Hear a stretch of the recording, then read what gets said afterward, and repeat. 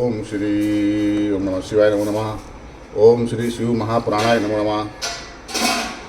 शिवरात्र व्रत महात्म के प्रसंग में व्याध और मृग परिवार की कथा तथा व्याधेश्वर लिंग के महात्म के कथा का जो आधा भाग कल कहा गया था, उसका आधा भाग आज से आरंभ किया जाता है। पुष्टम मृगम चातम दृष्ट्वा रष्टो वनाचरा सावै शरम धनुषी साधाय हन्तुम तम ही पचक्रमे तदेवं कुर्वतस्य बिल्लौ पत्राणि कानिचिति तत्प्रारब्धवाशादुजः पतितानि शिवोपरि। उस पुष्ट मृग को देख के वह व्याध बहुत ही प्रसन्न हुआ और धनुष पर बाण चढ़ाकर उसे मारने के लिए उद्युत हो गया। हे द्विजों, उस समय भी उस व्याध के ऐसा करते ही उसके प्रारब्धवश कुछ बिल्लव पत्र शिव जी के ऊपर गिर पड़े। तेन ततीयामस्य तदात्रौ तस्य भागता पूजा जाता शिवस्यैव कृपालुत्तमं प्रदर्शितम्। इस प्रकार उस रात्रि में उस भील के भाग से तीसरे प्रहर की भी शिव पूजा हो गई। इस तरह से शिव जी के ने उसके ऊपर अपनी कृपालुता प्रकट की। श्रुत्वा तत्र चातम शब्दम ही किम करोषति प्रायसा कुटुम्बार्थ महामहन्मीं त्वाम व्याधसेति सो ब्रवीत। वहाँ उस शब्द को सुनकर उस मृग ने कहा, हे वनेचर, ये क्या कर रहे हो? तब यह व्याध बोला कि मैं अपने कुटुंब के लिए तुम्हारा वध करूँगा। तचुक्तवः व्याधवचनम हरिणो रष्टमानसा दतमेव चातम व्याधम वचनम चेदम ब्रवीत। व्याध का ये वचन सुनकर मृग प्रसन्नचित्त हो गया और बड़ी शीघ्रता से उस व्याध से ये वचन कहता है। तब जो हिरण था, मृग था, वो बोला, तन्नो यहाम पुष्ट मानदा भवतृप्ति भविष्यति ही यस्यांगामनोपकारार्थ तस्य सर्ववृथागतम्। यो वै सामर्थ्ययुतश्च नोपकारं करोति वै तत्सामर्थ्य भवेत् व्यर्थ परत्र नरकं व्रजेत्।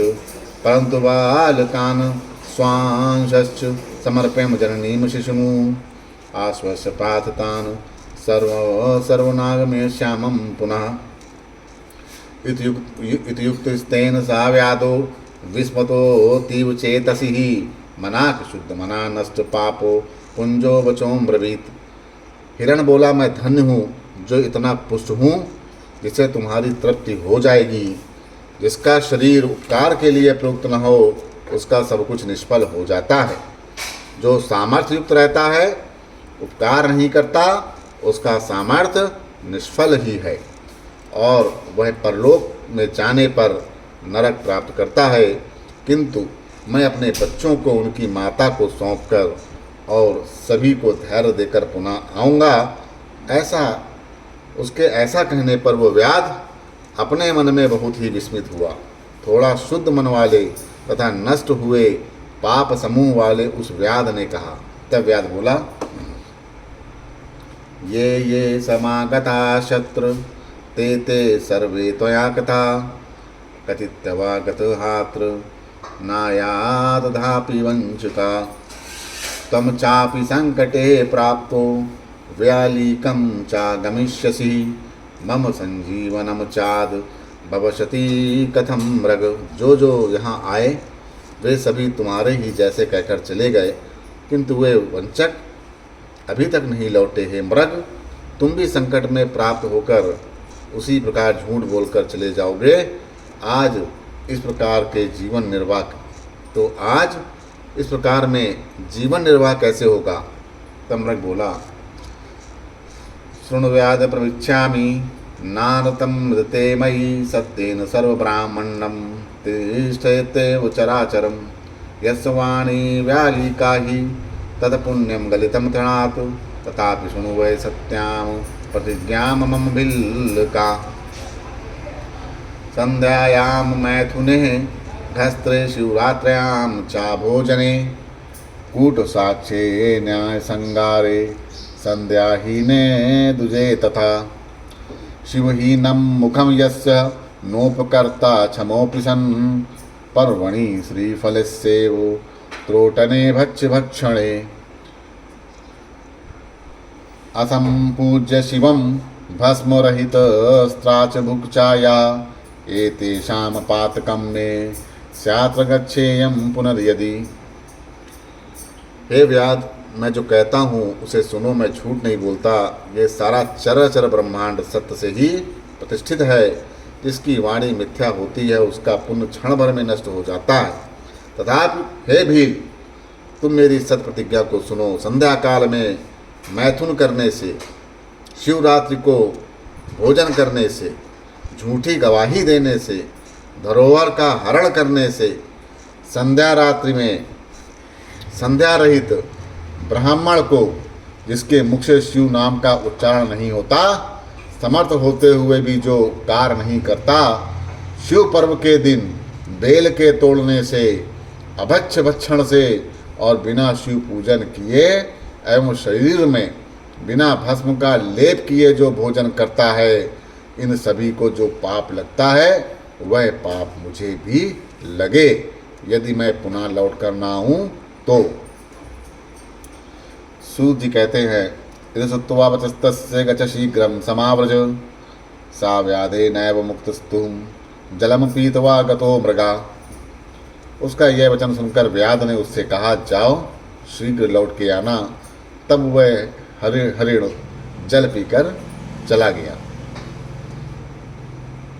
ते सर्वे मिलितास्तत्र स्वायाश्रमे कृता सुप्रणा वृत्तान्तं चैवता सर्व सूत्वा सम्यक् परस्परं गन्तव्यं निश्चयेनेति सत्यपाशेन यन्त्रिता आश्वासस्य बालका स्तस्त्र गन्तु मुक्त कंठिता स्तुता। इसके बाद भली भांति प्रतिज्ञा किए हुए सभी मृग और मृगी अपने आश्रम में जाकर परस्पर मिले, एक दूसरे को सारा समाचार परस्पर निवेदन किया। इस प्रकार सारा वृत्तांत सुनकर सभी ने सप्तपाश में नियंत्रित होने के कारण विचार किया कि हमें वहाँ पर निश्चित रूप से जाना चाहिए, और तब अपने बालकों को धीरज देकर वे जाने को तैयार हो गए। मृगी ज्येष्ठा चाया तत्र स्वामिनम वाक्यम ब्रवीत त्वाम विना बालका रात्र कथम स्थासयन्ति वै मृगा प्रथमं तु मया तत्र प्रतिज्ञा च कृतो प्रभु तस्मान्या च गन्तव्यं भवद्दयाम स्थियात्मिहि।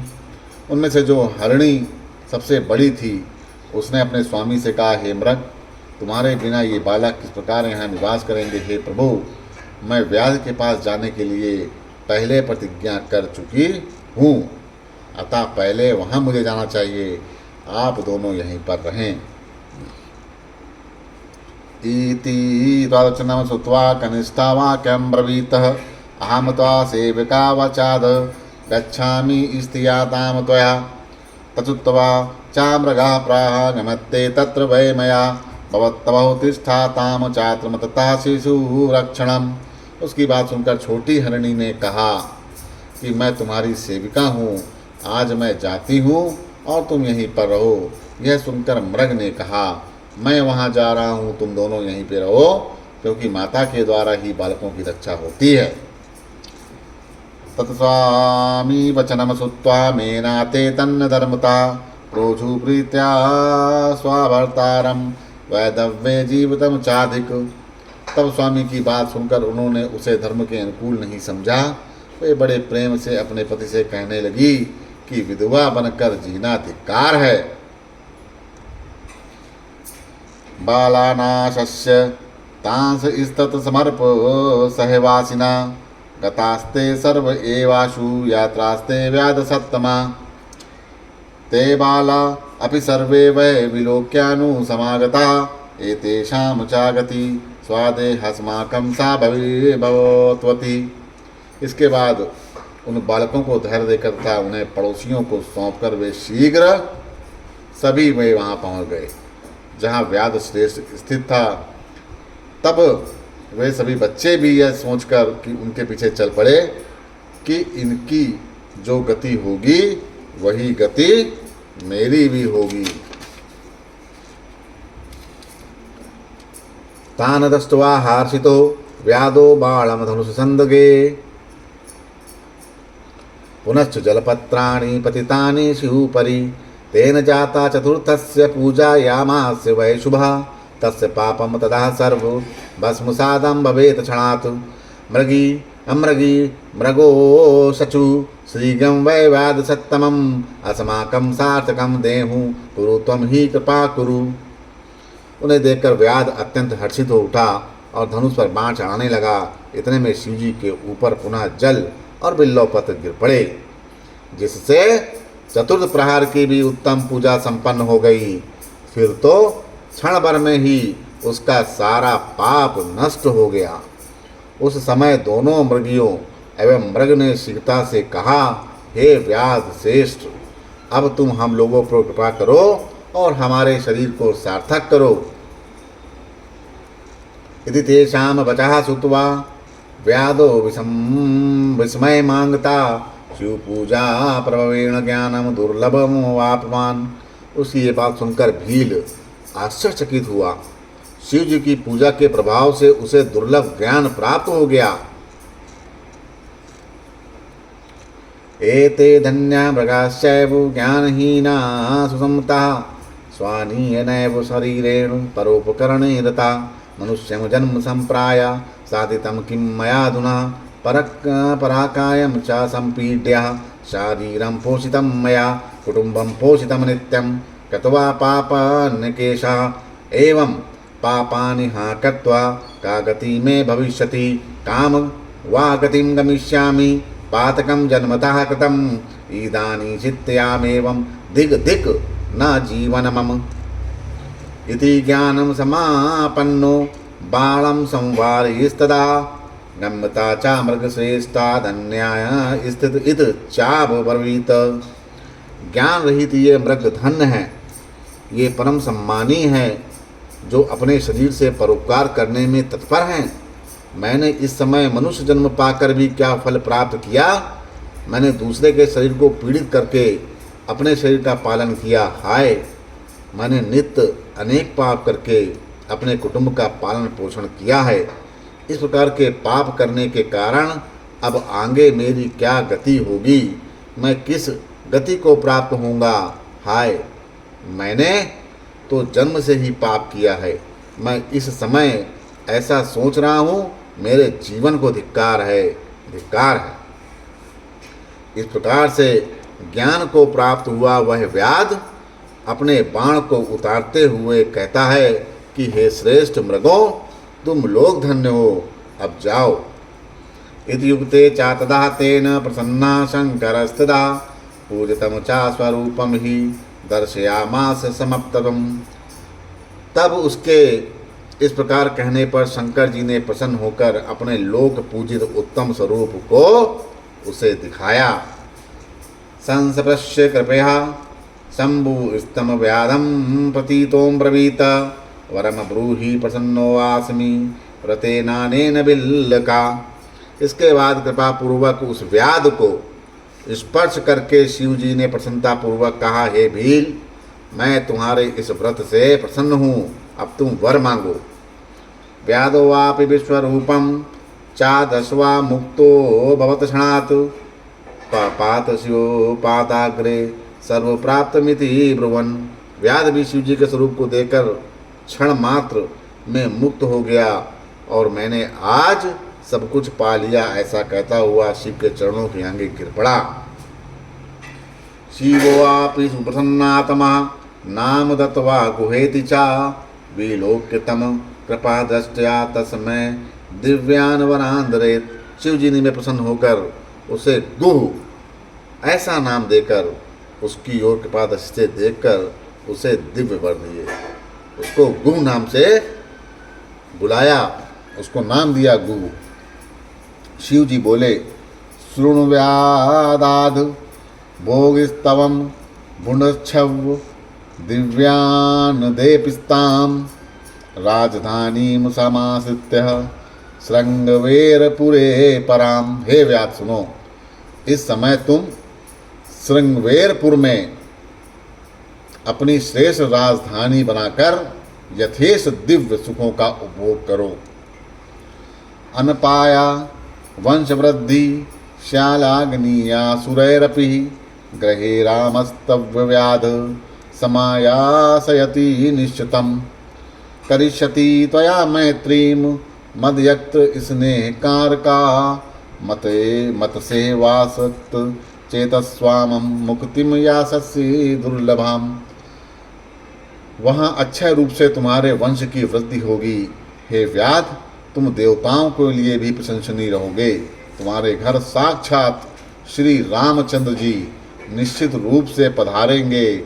मेरे भक्तों से प्रेम करने वाले तुमसे मित्रता करेंगे और मेरी सेवा में आसक्त चित्त वाले तुम दुर्लभ मोक्ष को प्राप्त करोगे। समझ गए? एतमे तस्मिन् तरहे ते तु कृत्वा शंकर दर्शनम सर्वे प्रणम सनमुक्तिम मृगयोने प्रपेदिरे विमानम चा समारूह दिव्यदेहा गतस्तदा शिव दर्शन मात्रेत्र शापान मुक्ता दिव्यम गता। इसी बीच में सभी मृग भी शिव जी का दर्शन पा करके उन्हें प्रणाम करके मृग योनि से मुक्त हो गए। वे शिव के दर्शन मात्र से शाप मुक्त हो गए और दिव्य देह धारण करके विमान पर आरूढ़ होकर स्वर्ग लोक को चले गए। व्याधेश्वरः शिवो जातः पर्वते राबूदाचले दर्शनत पूजनत साधु मुक्ति मुक्ति प्रदायका। तभी से शिव जी अर्बुदाचल पर्वत पर व्याधेश्वर नाम से प्रसिद्ध हुए, जो दर्शन तथा पूजन से शीघ्र भोग एवं मोक्ष को प्रदान करने वाले हैं। व्याधोआपि तदिन्नानातॄणं भोगांस भूसुरसत्तमा भूभुक्त्वा रामकृपाम प्राप्य शिवसायुज्यमात्वान्। हे ब्राह्मण श्रेष्ठों, उस भील ने भी उस दिन से सुखों का उपयोग करने के उपरांत श्री राम की कृपा प्राप्त कर शिव सायुज्य प्राप्त कर लिया।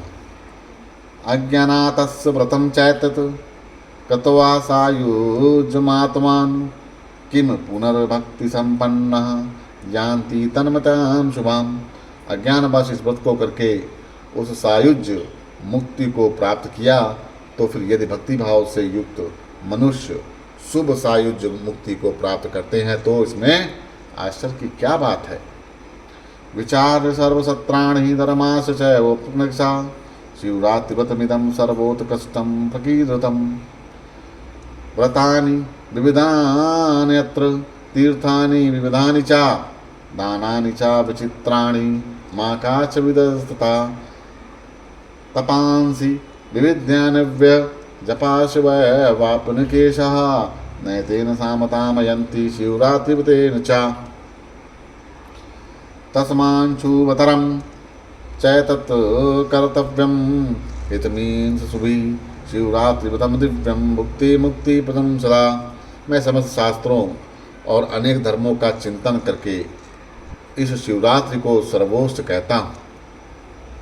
अनेक प्रकार के व्रत, अनेक प्रकार के तीर्थ, अद्भुत ज्ञान, दान, विविध यज्ञ, नाना प्रकार के तप, अनेक प्रकार के जप भी इस शिवरात्रि की तुलना नहीं कर सकते। इसीलिए अपना हित चाहने वालों को अत्यंत शुभ दिव्य भोग तथा मोक्ष देने वाले इस शिवरात्रि व्रत को सदा करना चाहिए। एतत् सर्वसमख्यातं शिवरात्रिव्रतं शुभं व्रतराजेति विख्यातं किमन्योचितुमिच्छसि। इस प्रकार मैंने व्रतराज इस नाम से विख्यात इस शुभ शिवरात्रि का संपूर्ण रूप से वर्णन कर दिया। अब आप लोग क्या सुनना चाहते हैं? इति श्री शिव महापुराणे चतुर्थ्याः कोटरू संहितायां व्याधेश्वर महात्म्ये शिवरात्रिव्रत महात्म्य वर्णनम नाम चतुर्विंशोऽध्यायः। इस प्रकार श्री शिव महापुराण के अंतर्गत चतुर्थ कोटि रुद्र संहिता में व्याधेश्वर महात्म्य में शिवरात्रि व्रत के महात्म का वर्णन नामक 40वां अध्याय पूर्ण हुआ है। बोलो श्री शंकर भगवान की जय।